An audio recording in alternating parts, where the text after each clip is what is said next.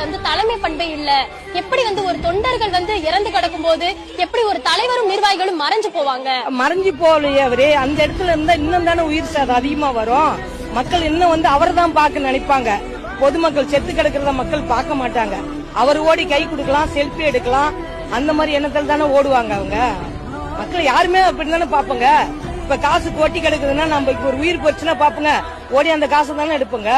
அந்த மாதிரிதான் இப்ப எங்களுக்கே ஒரு அறிவு வேணும். ஒரு 1.5 வயசு குழந்தையெல்லாம் கூட்டிக்கிட்டு அவ்வளவு கூட்டத்துக்கு நாங்க வரணுமா? வரக்கூடாது தானே? வயசானவங்க வரக்கூடாது தானே? மாசமா இருக்கிறீங்க வரக்கூடாது தானே? அது தப்பு யாரு? பொதுமக்கள் மேல, எங்க மேல தானே. விஜய் டிவிலயே பாக்கலாமே, நல்லா அங்கதான் போய் பாக்கணுங்கிறது. அவ்வளவு கூட்டம் இருக்குன்னு தெரிஞ்சோடனே நம்ம தானே வெளியில வந்துருக்கோம். ஏன் அங்கேயும் நிக்கணும்?